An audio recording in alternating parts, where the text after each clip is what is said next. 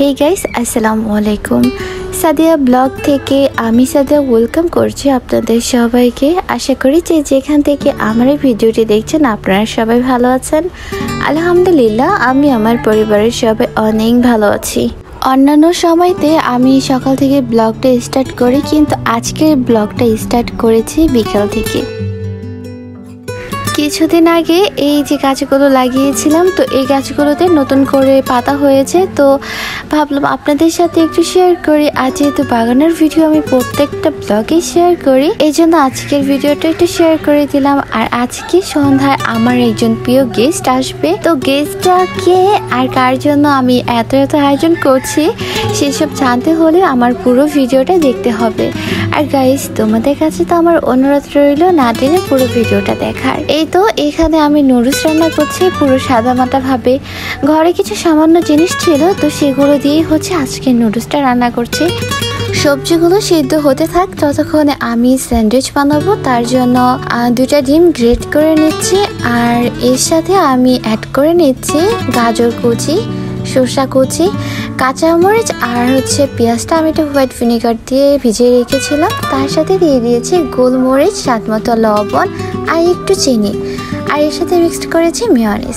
সবগুলো উপকরণকে ভালোভাবে মিক্সড করতে হবে। আর এদিকে দেখলাম যে নুডলসের সবজিটা কুক করা হয়ে গেছে, তার জন্য আমি নুডলসগুলো দিয়ে দিচ্ছি। আর গাইস, এভাবে যদি তোমরা নুডলস রান্না করো তাহলে অল্প সময়ের মধ্যে তোমাদের নুডলসটা হয়ে যাবে। এদিকে আমি সময় বাঁচানোর প্রচেষ্টা করছি। আর এই তো নুডলসটা হতে থাক, ততক্ষণে আমি স্যান্ডউইচটা বানিয়ে ফেলি। আমি 8টা পাউরুটি নিয়েছি, আর রুটিগুলোর চারদিকের যে লাল অংশটা কেটে ফেলে দিয়েছি। এই তো মাঝখানে পেস্টটা দিয়ে একটু চাপ দিয়ে ধরে তারপরে রুটিগুলো মাঝ বরাবর কেটে নিলে তৈরি হয়ে যাবে স্যান্ডউইচ। আর গাইস, তোমরা একদিন বাসায় বানিয়ে ট্রাই করো, রেস্টুরেন্টে থেকে কোনো অংশে কিন্তু খারাপ লাগবে না, আই হোপ। এই একই পদ্ধতিতে আমি সবগুলো স্যান্ডউইচ বানিয়ে নিব। আর এইদিকে তো আমার নুডলসটা মাশাআল্লাহ রান্না করা হয়ে গেছে, সেটার ভিডিওতে দেখাচ্ছি না। আর গাইস, তোমাদের কাছে যদি আমার এই ভিডিওটি ভালো লেগে থাকে, তুমি যদি আমার চ্যানেলে নতুন হয়ে থাকো, তাহলে অবশ্যই আমার চ্যানেলটা সাবস্ক্রাইব করে পাশে থাকা বেল বাটনটি ক্লিক করে অল করে দেবে, অ্যান্ড লাইক দিয়ে ভিডিওটা কন্টিনিউ করবে। আর ভিডিওর কোন অংশটা ভালো লেগেছে অবশ্যই কমেন্টে জানিয়ে দিবে। আর এদিকে আমি শর্মা বানানোর জন্য আগে থেকে মাংসটা ম্যারিনেট করে রেখেছিলাম। আর গাইস, আজকে কিন্তু আমি ফার্স্ট টাইম শর্মা বানাচ্ছি, এই জন্য একটু ভুল হতেই পারে। তোমরা এগুলোকে ক্ষমা দৃষ্টিতে দেখবে। তোমরা যারা আমার প্রতিটা ভিডিও দেখো তারা তো অবশ্যই জানো যে আমি গ্রামে থাকি।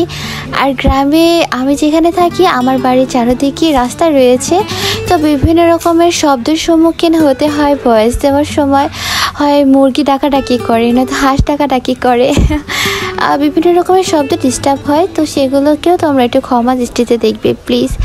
এখানে চিকেন তান্দুরি বানানোর জন্য আমি 2টা লেগ পিস নিয়েছি আর একটা বুকের মাংস নিয়েছি।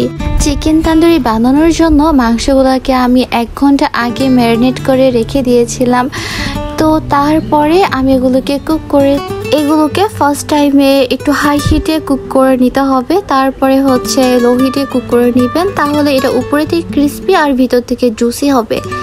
একটু ভাজাটা নিয়ে তারপরে আবার একটু ভাজাটা নেবেন, তাহলে আর একটু বেশি জুসি হবে জিনিসটা খেতে। এই তো এই জিনিসটাকে সুন্দর করে সাজিয়ে নিচ্ছি। একটা কথা আছে, যে জিনিস দেখতে সুন্দর, যে জিনিস খেতেও খুব ভালো, তো এই জিনিসটাকে একটু সুন্দর করে ডেকোরেশন করে নিয়েছি। আর এখানে আমি পেঁয়াজগুলো গোল গোল করে কেটে নিয়েছি, আর তার সাথে একটু উপর থেকে শসা গাজর ছিটিয়ে দিচ্ছি ডেকোরেশন আর দেখার সৌন্দর্যের জন্য। এখানে আমি শর্মা বানানোর জন্য একটা রুটি নিয়ে নিয়েছি, তার উপরে সিক্রেট একটা সস দিয়ে নিলাম। আর আমার বাসায় যেহেতু গাজরটা একটু বেশি রয়েছে, তাই গাজর আর পেঁয়াজ একসাথে করে একটা সালাদ বানিয়ে উপরে দিয়ে দিয়েছি। আর তার সাথে দিয়ে দিব রান্না করা যে কাবাবটা ছিল সেটা। এরপরে একটা ভাজ দিয়ে নিলেই তৈরি হয়ে যাবে চিকেন শর্মা। আই হোপ আপনাদের সবার অনেক বেশি ভালো লাগবে। বাসিটা টেস্টটা আপনারা অবশ্যই করে নেবেন।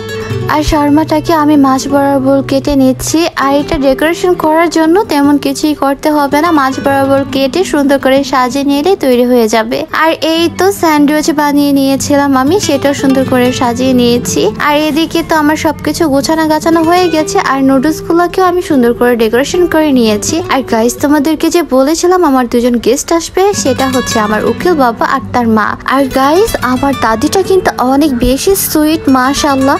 আর গাইস, আমার বাবা কিন্তু এখনো আনমেরিড। তোমাদের কাছে যদি ভালো কোনো মেয়ের সন্ধান থাকে তাহলে অবশ্যই আমাকে কমেন্ট লিস্টে তার নাম আর ঠিকানা জানিয়ে দিবে। আর তোমরা সবাই ভালো থাকবে। আল্লাহ হাফেজ, আসসালামু আলাইকুম।